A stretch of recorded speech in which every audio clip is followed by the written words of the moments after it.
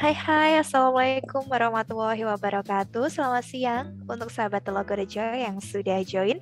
Apa kabar semua sahabat Telogorejo? Semoga selalu dalam lindungan Tuhan Yang Maha Esa. Senang sekali saya Resila Dina selama 1 jam ke depan sampai nanti jam 3 sore akan memandu webinar episode kali ini, tentunya mini seminar online bersama SMC Rumah Sakit Telogorejo. Dan kita akan membahas pastinya tema-tema kesehatan yang menarik yang pastinya bermanfaat untuk kita semua. Gangguan pendengaran adalah istilah untuk semua kondisi dan penyakit yang menyebabkan terjadinya gangguan pada proses mendengar. Kondisi ini bisa disebabkan oleh banyak hal, mulai dari paparan suara bising dalam waktu yang lama hingga gangguan pada sistem saraf pendengaran. Nah, tentunya untuk sahabat Telogorejo sudah mulai penasaran nih, seperti apakah gangguan pendengaran dan pengetahuan apa nih yang akan kita dapatkan di sore hari ini.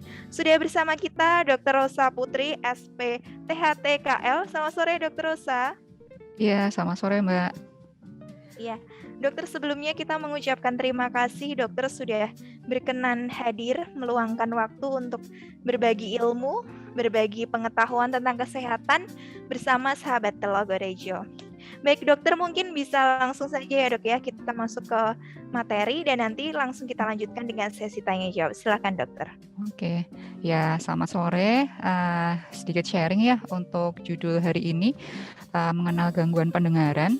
Jadi ya, gangguan pendengaran, apa sih gangguan pendengaran? Jadi berkurangnya kemampuan mendengar, baik sebagian atau seluruhnya, pada salah satu atau kedua telinga, baik derajat ringan atau lebih berat, dengan ambang pendengaran rata-ratanya ya lebih dari 26 desibel pada frekuensi 500, 1000, 2000, dan 4000 Hz. Oke, untuk sebelumnya kita mengetahui anatomi dan fisiologi pendengaran.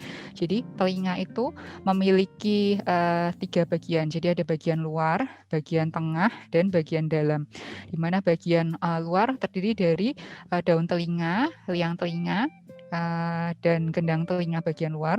Kemudian bagian tengah ada gendang telinga yang bagian dalam, tulang pendengaran, dan telinga bagian dalam terdiri dari koklea dan saraf pendengaran.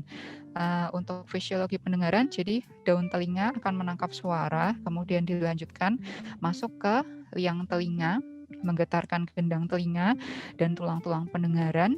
Kemudian dia akan bergetar masuk ke koklea, di mana di dalam koklea ini akan ada cairan endolim dan perilim yang akan menghantarkan ke saraf pusat. Tipe gangguan pendengaran ada 3 jenis. Ada gangguan pendengaran tipe hantaran, yaitu ada adanya kelainan di telinga luar atau tengah. Tipe gangguan pendengaran syaraf, adanya kelainan di telinga dalam, dan campuran tipe hantaran dan tipe syaraf.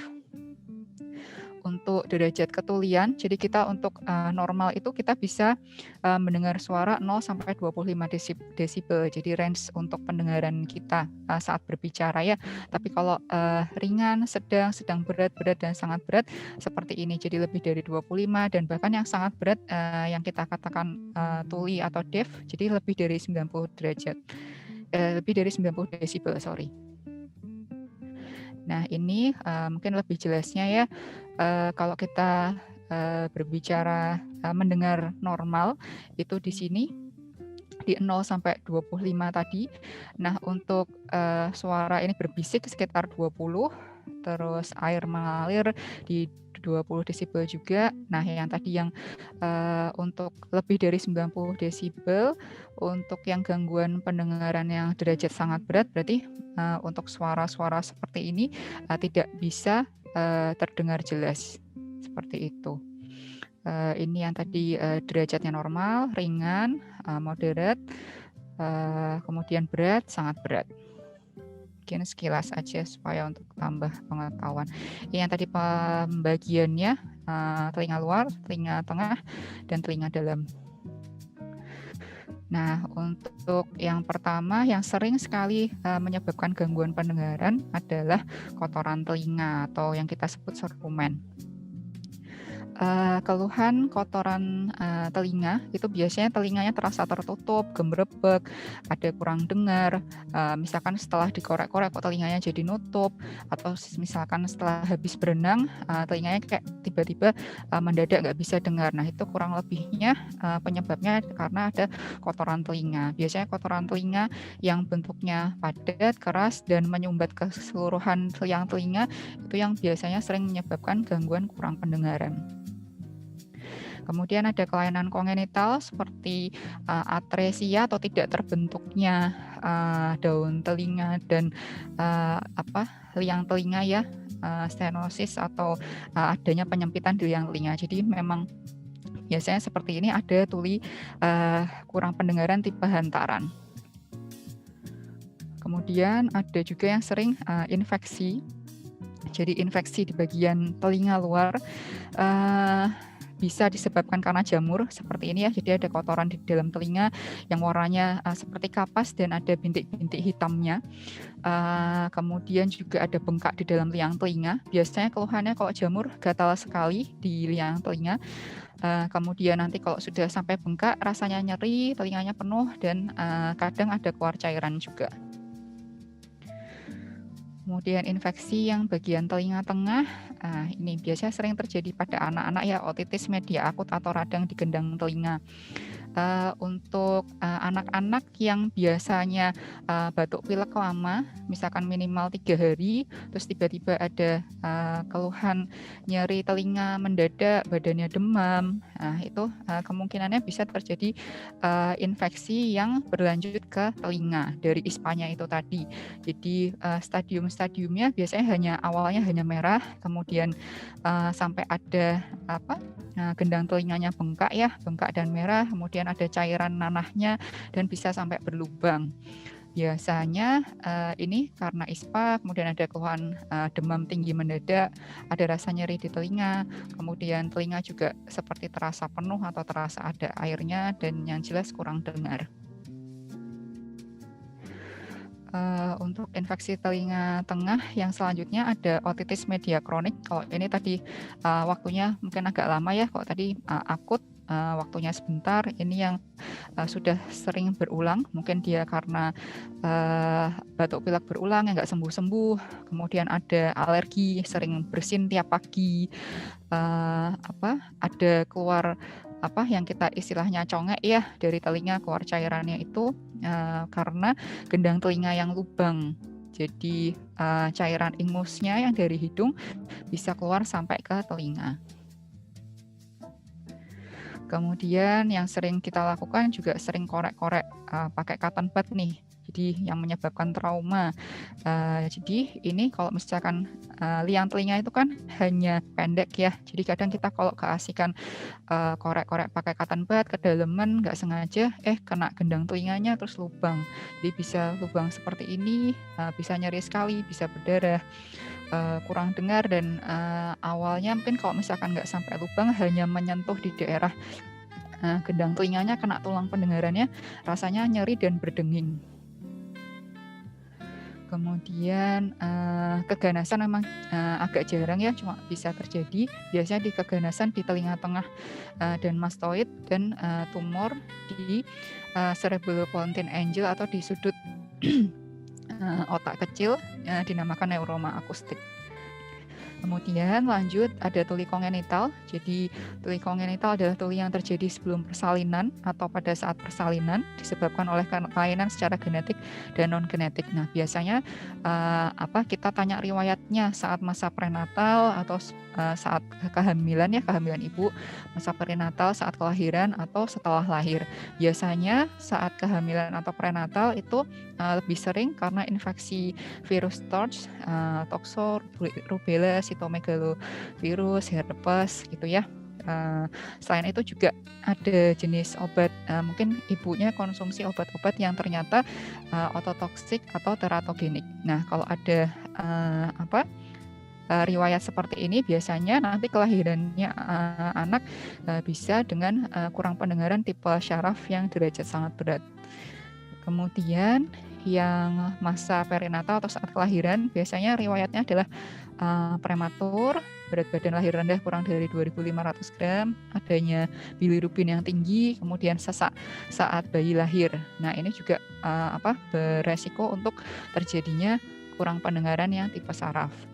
Kemudian yang untuk setelah lahir biasanya bisa saja saat bayi ada infeksi bakteri atau virus, kemudian ada trauma, ada perdarahan di telinga tengahnya. Nah, ini masih bisa jadi tuli syaraf atau tuli hantaran. Oke, gejalanya yang biasanya orang tua lihat itu biasanya tidak memberi respon saat dipanggil, atau misalkan ada bunyi dia kayak cuek aja. Kemudian kalau misalkan sudah agak lebih gede gitu anaknya 2 tahun ke atas misalnya, jadi ada keterlambatan bicara, delay speech atau speech delay. Nah, kapan kita perlu curiga ada gangguan pendengaran? Misalkan di usia 12 bulan kok ternyata anak belum bisa ngoceh, babbling atau meniru suara. Kemudian usia 18 bulan belum dapat menyebut satu kata yang berarti. Kemudian usia 24 bulan perbendaharaan katanya masih kurang dari 10 kata. Kemudian usia 30 bulan belum dapat merangkai kata. Nah, untuk saat ini, untuk bayi-bayi baru lahir, itu ada program untuk screening pendengaran untuk bayi baru lahir. Jadi, untuk mendeteksi fungsi rumah siputnya atau koklea, biasanya pada bayi baru lahir 2 kali 24 jam, di rumah sakit kita sudah rutin dilakukan pada bayi baru lahir ya, untuk cek namanya OAE atau Auto Acoustic Emission. Jadi, alatnya seperti ini, dia akan mengetahui untuk hasil fungsi rumah siputnya apakah baik atau tidak. Jadi untuk screening awal. Kemudian ada juga alat AABR atau kita biasanya disebut dengan BERA, pemeriksaan lanjutannya brainstem evoked response auditory untuk deteksi dini. Nah, ini sekilas saja ya untuk diketahui. Misalkan pada bayi baru lahir memang sebaiknya wajib dicek untuk OAE ya. Jadi akan dihasilkan pass atau refer. Pass itu lulus, refer nggak lulus. Nah, nanti kalau misalkan tidak lulus, memang ada tes-tes lanjutan yang dilakukan untuk memang mengetahui apakah ada gangguan pendengaran atau tidak. Karena dalam usia 6 bulan, misalkan anak diketahui memang tidak, memang ada kurang pendengaran, itu harus sudah habilitasi atau memang diberikan istilahnya terapi. Jadi dalam usia 3 bulan harus dipastikan bahwa anak tersebut bisa dengar atau enggak. Kemudian ini ya penanganannya, penggunaan alat bantu dengar sedini mungkin dari American Joint Committee of Infant Hearing itu sebelum usia 6 bulan. Kalau misalkan sudah diberikan alat bantu dengar nih, tapi tetap aja tidak respon, biasanya ada pemeriksaan lanjutan untuk dilanjutkan dengan memang implan koklea. Kemudian juga tetap setelah penggunaan ABD dan implan itu dilanjutkan dengan terapi wicara atau terapi audio verbal. Nah, kemudian yang menyebabkan gangguan pendengaran juga ada suara bising ya. Jadi bising, penyebab gangguan pendengaran karena bising ini disebabkan karena paparan bising yang cukup keras dan dalam jangka waktu yang cukup lama. Biasanya seringnya pada lingkungan kerja ya, misalnya kayak pekerja pabrik, atau misalkan juga kita sering pakai earphone yang terlalu lama, suaranya keras sekali. Nah, itu bisa juga. Nah, seringnya pemeriksaan hasil pendengarannya atau audiometrinya itu sensory neural hearing loss atau kurang pendengaran tipe saraf. Jadi ada penurunan di frekuensi tinggi ya. Kemudian hasil OAE tadi untuk fungsi rumah siputnya juga hasilnya refer. Nah, untuk pencegahannya ini biasanya kalau kita berarti memang sebaiknya memang tidak menggunakan earphone atau memang harus menghindari bising. Kemudian kalau misalkan memang pekerja dengan paparan bising yang cukup lama, baiknya menggunakan alat pelindung telinga. Kemudian bisa juga dengan rolling kerjaannya, jadi tidak hanya di bagian itu saja. Nah, ini beberapa kerasnya suara yang diperbolehkan selama dalam satu hari berapa lama. Jadi kalau 90 desibel hanya kurang lebihnya 8 jam, 95 hanya 4 jam. Bahkan kalau yang tinggi tadi berarti yang 100-an lebih ya hanya segini 0,25 berarti hanya 1/4 jam atau 15 menit. Kemudian yang menyebabkan kurang pendengaran lainnya itu juga reaksi ototoksik. Ototoksik itu kerusakan pada telinga dalam yang disebabkan oleh reaksi toksik dari suatu obat. Misalkan yang tersering adalah obat-obatan injeksi atau obat-obatan lewat infus jenis ini, streptomisin, kanamisin, gentamisin. Kadang ada juga yang obat tetes telinga tertentu yang memang tidak diperbolehkan untuk dipakai sendiri. Jadi kadang kan banyak ya kalau misalkan kita ada sakit telinga terus pergi ke apotek, tanya ke apoteknya obatnya apa. Nah, ternyata gendang telinganya ternyata lubang tapi kita nggak tahu. Terus kita pakai antibiotik yang kita beli sembarangan gitu ya. Terus kita teteskan. Nah, itu malah ternyata menimbulkan bisa terjadi reaksi ototoksik yang justru malah menyebabkan gangguan pendengaran yang lebih berat. Jadi justru malah kena ke sarafnya. Nah, selain itu juga ada obat-obatan seperti obat kemoterapi, kemudian obat biasanya loop diuretik seperti obat-obatan pada pasien ginjal gitu ya. Itu juga kadang menyebabkan resiko ototoksik. Gejalanya biasanya tinnitus atau telinga berdenging, kemudian adanya penurunan ambang dengar di frekuensi tinggi. Oke, kita lanjutkan. Nah, ini juga yang terbanyak pada orang tua ya, presbikusis. Apa sih presbikusis itu? Di presbikusis adalah gangguan pendengaran biasanya pada lansia, pada usia tua. Biasanya disebabkan karena degeneratif dan onsetnya grade 2. Jadi biasanya makin lama pendengarannya makin menurun dan biasanya juga kena kanan kiri simetris. Bagaimana kok bisa terjadi seperti itu? Jadi dari ininya sel kokleanya ya, sel-selnya memang sudah atrofi karena proses penuaan, kemudian juga karena proses aliran darah yang berkurang, kemudian juga jumlah dan ukuran sel saraf yang memang berkurang. Kemudian faktor resiko yang bisa makin memperberat bisa saja herediter, keturunan, terus mungkin pola makan yang tidak bagus seperti banyak lemak, kurang antioksidan, terus gaya hidup yang sedenter, kurang olahraga, terus adanya bising juga sering terpapar bising itu juga menyebabkan sering makin memperberat fungsi rumah siputnya. Nah, biasanya keluhannya ya itu si para lansianya sering nonton TV, volumenya jadi keras. Terus untuk mendengar suara yang di kondisi yang ramai itu agak kurang jelas. Ini ya. Terus bicara melalui telepon juga tidak jelas. Nah, terutama itu kanan kiri dan kadang disertai sama telinga berdenging juga. Nah, kayak gini ya, kadang udah teriak-teriak, ternyata seperti Pak Bolot gini ya, biasanya jadi memang suaranya jadi keras, terus suka nggak kadang diskriminasi tuturnya agak susah. Jadi misalkan kalau kadang tidak bisa membedakan antara buku, kuku, nah seperti kata-kata yang mirip-mirip dia agak susah untuk membedakan. Nah, untuk ini presbikusis khasnya tuli tipe saraf dengan frekuensi tinggi. Kemudian juga ada disertai kadang penurunan memori dan gangguan konsentrasi sehingga menyebabkan lansia yang ada presbikusis sering gampang marah, frustasi, depresi. Jadi karena dia tidak mengerti apa yang dibicarakan dari orang sekitar. Nah, biasanya dibantu memang dengan alat bantu dengar, kemudian misalkan memang belum bisa untuk menggunakan alat bantu dengar, ya dicoba dengan latihan membaca gerak bibir.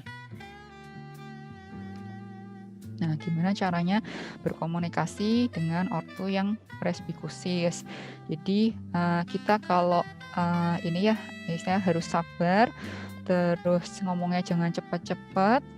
Jadi ini ya, jangan tergesa-gesa, terus tetap kita dengarkan beliaunya, terus temponya bicaranya perlahan, jelas, keras tapi tidak teriak. Jadi misalkan Bapak mau pergi kemana? Jadi memang kayak ada intonasinya.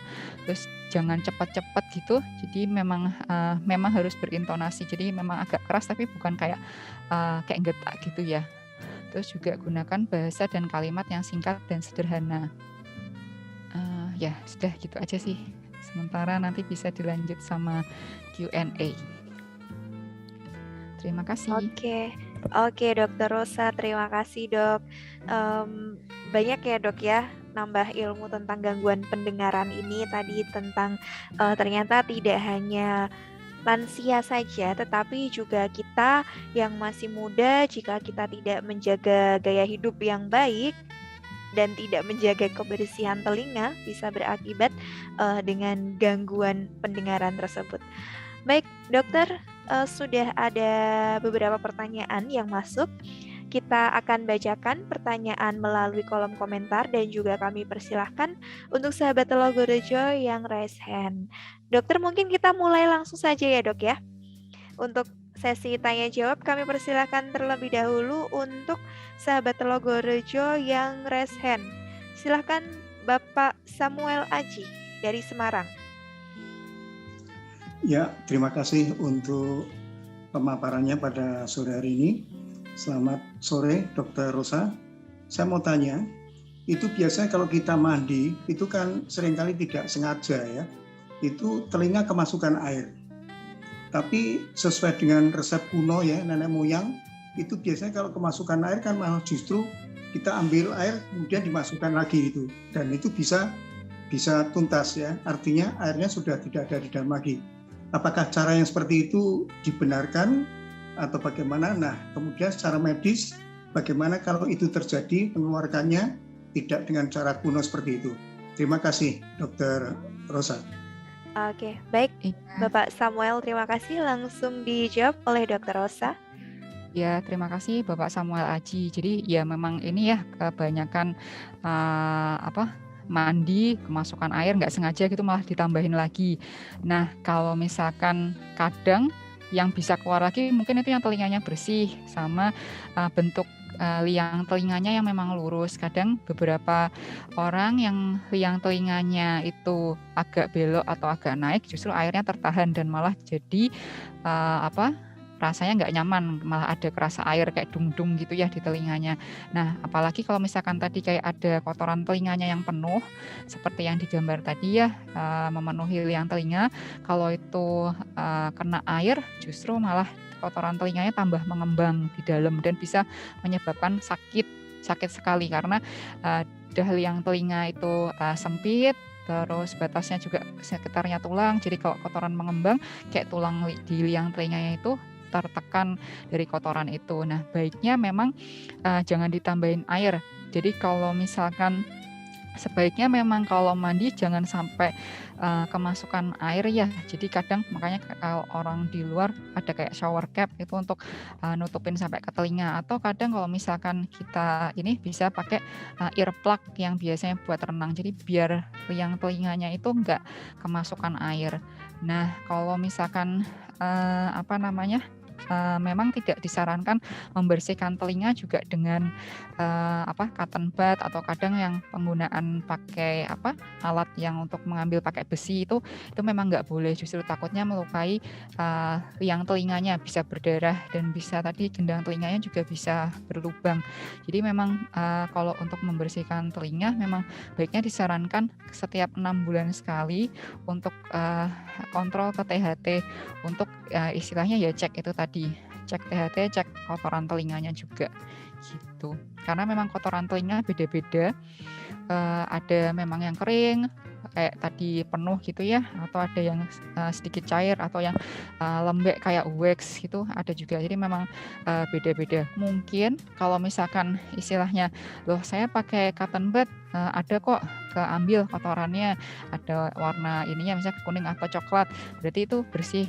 Kadang juga apa namanya, memang bisa keangkat mungkin yang jenis kotoran yang cair, tapi kalau yang padat justru malah makin kedorong masuk gitu. Oke, baik. Terima kasih Dokter Rosa. Semoga terjawab ya Pak Samuel. Baik, selanjutnya kita sebelum ke kolom komentar, kita ke raise hand dulu, sahabat Logorejo. Kita sudah ada yang raise hand atas nama Aini. Dipersilahkan Ibu, silahkan. Pada usia berapakah biasanya kita kurang, maksudnya pendengarannya itu kurang menurun gitu kan? Biasanya kalau orang tua kan pada usia berapa dia pendengarannya kurang, maksudnya nggak jelas kalau dia baik. ngomong gitu, dia nggak dengar gitu loh pada usia berapa. Oke, baik, terima kasih Bu Aini. Baik dokter, bisa langsung dijawab saja dokter, di usia berapa orang mengalami penurunan pendengaran, mungkin begitu maksudnya, silahkan. Ya, terima kasih Bu Aini atas pertanyaannya ya. Jadi pada usia berapa? Memang kalau pada usia lansia ya, misalkan 50 atau 60 tahun ke atas, itu memang sudah ada penurunan secara fisiologis untuk pendengarannya. Cuma memang kadang karena zaman sekarang ya, yang kadang apalagi pandemi sering semuanya serba online, kita jadi sering ya pakai gaya hidup lah, misalkan pakai earphone, dengerin musik saat bekerja. Kadang kita suka lupa waktu, atau kalau misalkan senang sama lagunya kayak kita kerasin nih, jadi volumenya. Nah, kadang itu juga menjadi faktor resiko kayak mempercepat penurunan fungsi dari rumah siput itu tadi. Jadi saraf pendengarannya juga jadi gampang menurun gitu. Jadi biasanya memang saat usia 50 tahunan ke atas. Cuma ada beberapa memang kadang kayak gangguan awal kurang pendengaran itu nggak mesti nggak dengar gitu ya. Jadi mungkin awalnya kayak berdenging, nah itu bisa jadi awal dari itu pendengaran menurun juga gitu. Oke, baik, terima kasih Dokter Rosa. Baik, selanjutnya ya dok ya, kita buka di kolom komentar, sudah ada beberapa pertanyaan yang masuk. Saya bacakan yang pertama dari atas nama Elvionisi. Dokter, apakah sinus yang sudah parah dapat merusak pendengaran? Dan apakah bisa dengan obat tetes telinga? Apakah harus operasi atau bagaimana? Terima kasih. Oke, kena sinus ya. Kalau sinusnya parah, jadi gini, memang telinga, hidung, dan tenggorok itu kan berhubungan. Jadi di belakang hidung itu ada daerah telinga yang namanya saluran tuba ya, jadi yang ke arah telinga. Kalau misalkan memang sinusnya parah, lendirnya banyak, hidungnya buntu banget, mungkin sampai suaranya bindeng gitu, jadi kemungkinan memang tubanya juga kena tertutup dari ingus atau lendir yang ada di rongga hidung. Nah, itu bahkan kalau misalkan sinusnya parah, lendirnya itu bisa jatuh sampai ke tenggorokan juga. Jadi lendir ingusnya yang kental gitu bisa. Jadi itu tipe yang mengganggu pendengaran yang biasanya tipe hantaran. Jadi yang tadi di telinga bagian tengah itu ya, yang kita tadi lihat ada gambaran tulang pendengaran ini ya. Jadi, nah ini yang tadi saya bilang saluran tuba. Nah di sini kan hidung. Kalau misalkan sinusnya memang penuh, dia memang sini bisa tertutup. Nah bahkan bisa kadang naik juga nih ingusnya ke sini. Kalau misalkan kita kayak sering buang ingus keras-keras gitu ya, jadi ingusnya akan naik ke sini dan bisa memenuhi rongga yang ada di telinga tengah ini. Jadi itu yang menyebabkan seringnya gangguan pendengaran kalau misalkan kita lagi batuk pilek yang lama dan nggak sembuh-sembuh. Jadi dia biasanya kurang pendengarannya yang tipe hantaran gitu. terus gejalanya bagaimana dan solusinya gimana. Biasanya yaitu telinganya terasa tertutup atau awalnya kayak gemerebek, atau kalau misalkan cairannya itu tadi nggak memenuhi full seperti kayak ada air. Jadi kalau misal kita miring kanan kiri kayak ada cairannya yang jalan di dalam telinga. Terus apa bisa dengan obat tetes telinga? Kalau kelainannya itu ada di telinga bagian tengah, itu tidak bisa dengan obat tetes telinga. Jadi obatnya ya harus sinusnya diobatin.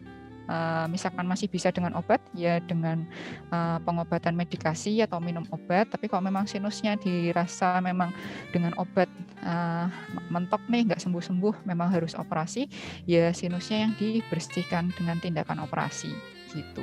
Oke, Yang baik. Ya baik dok, tadi mengingatkan kita juga ya dok ya, ketika kita mengeluarkan ingus secara paksa, itu bisa dibilang mengganggu pendengaran kita juga ya dok ya? Iya, bisa banget. Jadi kayak justru malah ingus yang di dalam hidung itu masuk ke dalam itu tadi telinga tengah. Jadi karena tekanan yang terlalu tinggi itu tadi. Gitu. Oke, baik. Pertanyaan selanjutnya dokter dari atas nama Yehuda Jeffrey. Bagaimana bila membersihkan telinga dengan obat cairan yang ada di pasaran? Kadang telinga gatal dan jari masuk ke telinga tiba-tiba keluar kotoran. Boleh nggak sih dok? Nah ini banyak juga nih dok yang mempertanyakan. Membersihkan telinga ya, memang ada ini ya cairan pembersih, ada merek tertentu gitu ya yang bentuknya seperti minyak. Jadi kalau tetes telinga yang untuk melunakkan kotoran itu biasanya hanya melunakkan kotorannya saja. Tapi kalau misalkan istilahnya yang penuh dan keras tadi kotorannya itu ditetes cuma nggak dikeluarkan atau dikeluarkan sendiri, memang nggak bisa. Memang harus setelah ditetes, tindakan yang untuk mengeluarkan kotoran telinganya harus dari dokter THT gitu. Jadi istilahnya kalau misalkan membersihkan sendiri nanti memang kotorannya lunak tapi tetap nggak akan keangkat keluar. Jadi justru malah tetap kedesek ke dalam kalau misalkan dilanjutkan sama pakai cotton pad atau yang pengait besi buat pembersih telinga itu. Jadi memang nggak bisa sih. Dan kalau misalkan kadang kita ngerasa telinganya gatal, kalau misalkan kita mandi itu kan ada beberapa air yang memang nempel di telinga ya, di liang telinga. Nah di liang telinga itu kan memang ada rambut-rambut kecil gitu ya di liang telinga luar. Nah biasanya air itu dia sering terkumpul di situ. Nah itu juga kadang kan ngerasa gatal. Nah kita kadang kayak pengen ngorek pakai jari atau pengen pakai tisu gitu ya, dipilin terus dimasukkan gitu. Nah itu biasanya akan bikin bengkak di liang telinganya, bikin lecet dan bikin otitis eksterna tadi atau radang di telinga luar. Nah baiknya kalau misalkan memang kayak gatel atau rasa nggak nyaman tuh mungkin kita bisa kayak pakai anduk tapi hanya dioles aja di luarnya, cuma nggak usah sampai pakai telinga terus dimasukin gitu, jangan sih, supaya nggak luka. Baik dok, artinya bagaimana cara kita melakukan perawatan atau pembersihan telinga secara mandiri? Saran dari dokter Rosa seperti apa dok? Memang kalau kotoran telinga kan juga diperlukan oleh tubuh ya. Jadi dia fungsinya kotoran telinga adalah mencegah supaya misalkan ada serangga yang masuk ke dalam itu nggak sampai masuk ke dalam gitu. Terus untuk pembersihannya memang kotoran telinga pun kadang bisa keluar sendiri saat kita mengunyah. Jadi kotoran telinga itu kan hasil dari kelenjar keringat, kelenjar minyak, yang ada atau sel kulit mati yang ada di dalam liang telinga terkumpul ya. Nah kemudian dia biasanya memang saat kita mengunyah dia akan keluar sendiri. Nah kadang ada beberapa serpihan yang memang bisa keluar sendiri, kecuali yang jenisnya memang yang padat seperti itu tadi, yang padat dan penuh, memang itu tidak bisa. Jadi ya kalau memang tidak disarankan untuk menggunakan cotton pad, paling ya itu aja sih, cukup kalau misalkan habis mandi kayak diseka handuk gitu aja secara lembut, atau kayak hanya diseka aja tapi nggak yang kayak diputar-putar gitu. Atau misalkan misalkan kayak kepepet banget nih pakai cotton pad, itu ya udah cuma sekali tapi benar-benar luar aja, tapi jangan masuk ke dalam gitu. Oke, baik dokter. Pertanyaan selanjutnya dokter, ini juga banyak sekali ya yang kita sering melakukan terkait pemakaian headset dok. baiknya itu berapa lama dalam satu hari? Mungkin durasinya ya dok ya. Dan bagaimana bila menelepon menggunakan HP dalam jangka waktu lama? Bagaimana bila berenang kemasukan air? Mungkin bagaimana bila menelepon HP dalam jangka waktu lama ya dok ya? Meminimalisirnya atau saran dari dokter seperti apa? Karena kan kita sering ya dok ya. Ya. Kalau misalkan menggunakan HP dalam jangka waktu lama, misalkan pakai HP-nya aja, mungkin bisa gantian kanan kiri. Terus tergantung dari volumenya juga sih. Kalau misalkan volumenya yang seperti tadi itu ada jam-jamnya itu ya. Kalau sesuai itu tadi mungkin nggak apa-apa. Dan kalau misalkan yang penting sih volumenya itu tadi selama nggak terlalu keras. Terus ya kadang kan kalau kita pakai HP lewat ponselnya kan kadang panas ya telinganya. Ya mungkin kayak istirahat sebentar gitu sih. Atau gantian kanan kiri. Terus kalau misalkan headset ya misalkan mendengarkan lagu mungkin misalkan sambil ngerjain tugas pakai dengerin lagu mungkin nggak usah pakai headset atau earphone-nya tapi mungkin yang pakai ya itu loudspeaker-nya si HP-nya atau loudspeaker-nya dari laptopnya gitu aja sih. Tapi ya juga yang penting volume itu tadi yang jangan terlalu keras. Mungkin tidak lebih dari separuh itu tadi ya. Tidak boleh lebih dari separuh volume yang itu batas maksimalnya itu. Terus tidak lebih dari ya mungkin 1 jam gitu. Oke, mungkin 1 jam istirahat dulu gitu ya dok ya. Oke, baik dokter. Pertanyaan selanjutnya dari atas nama Teng Jengo.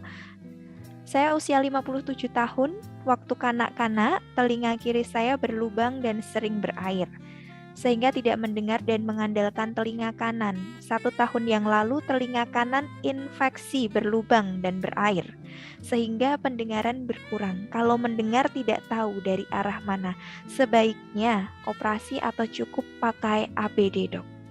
Sampai saat ini masih berair terus apa enggak ya?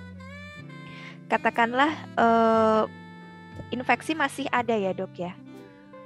Kalau misalkan infeksi masih ada, memang harus diobatin dulu. Karena kalau misalkan istilahnya lubang dan berair terus kan itu infeksinya bisa berbahaya ya, bisa sampai ke otak juga. Infeksi telinga yang tidak sembuh-sembuh itu memang bisa menjadi infeksi di otak juga. Jadi memang harus dilihat dulu nih kasusnya jenisnya apa.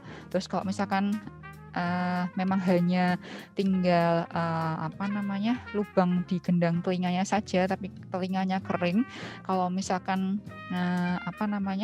belum istilahnya belum berani operasi atau memang belum dibutuhkan operasi, memang bisa menggunakan alat bantu dengar, asal yaitu untuk pemakaian alat bantu dengar harus ada syaratnya, memang telinganya harus kering dan nggak ada infeksi. Karena kalau pakai alat bantu dengar telinganya berair, nanti alat bantu dengarnya akan rusak juga gitu. Oke, baik. Terima kasih dokter.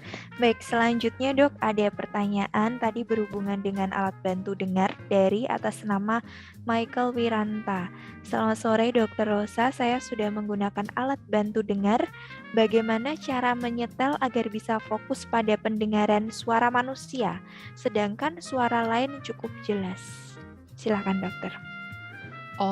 Oke, kalau untuk setting alat bantu dengar, memang itu untuk alat bantu dengar yang zaman sekarang kan memang ada sesuai frekuensinya. Jadi setelah sebelum menggunakan ABD kan di audiometri atau dilakukan pemeriksaan pendengaran. Nah itu memang alat bantu dengarnya nanti disesuaikan dengan frekuensinya yang ada di hasilnya itu. Biasanya kalau untuk penyetelan ini memang di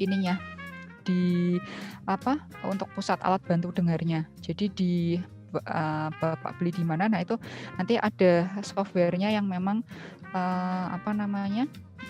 untuk ngepaskan untuk itunya, untuk frekuensinya. Biasanya seperti itu.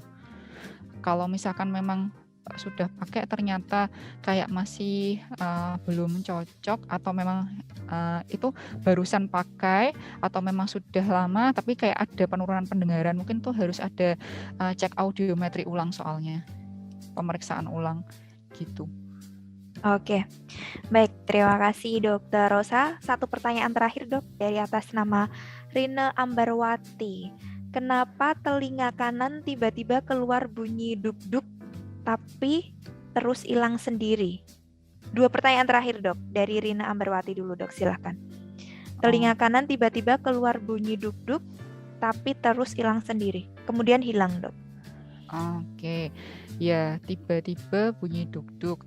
Nah ini tiba-tibanya apakah habis dengar suara yang keras sekali atau hanya biasa saja? Karena kok kadang apa istilahnya getaran yang dari gendang telinga yang ke arah tulang pendengaran itu kadang juga kalau misalkan ada suara keras dia kayak getarannya kayak ngerasa sampai kita terasa sekali nih di gendangnya. Kadang seperti itu kalau ada sebelumnya mendengar suara yang sangat keras. Tapi kalau misalkan tidak ada terus tiba-tiba mungkin tergantung juga apakah ada ISPA atau enggak sih. Jadi ada penyakit lainnya sebelumnya yang mendasari atau enggak gitu. Oke, baik, artinya harus melakukan analisa lebih jauh ya dok ya, harus konsultasi dan cek secara fisik ya dok ya. Konsultasi. Oke, baik. Dokter, pertanyaan terakhir dari atas nama Ita Dwi Apriliana. Sejak kemarin sore, telinga kiri saya tiba-tiba terdengar suara seperti detak dan gemuruh, diiringi dengan sedikit rasa gatal. Apakah itu salah satu gangguan radang dan bagaimana cara mengatasinya? Silakan dokter. Oke, tiba-tiba terdengar suara seperti detak dan gemuruh. Kemudian juga sedikit rasa gatal.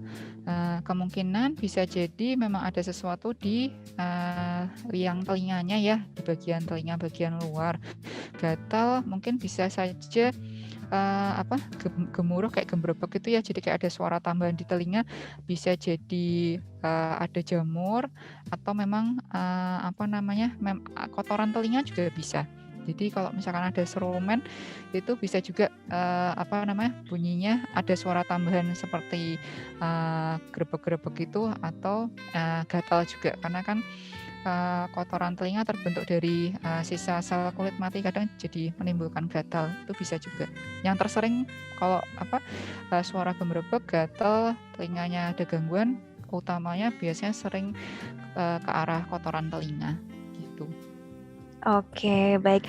Dokter, pertanyaan masih ada beberapa, tapi satu lagi ya dok ya, karena ini juga boleh. Saya penasaran juga sih dok.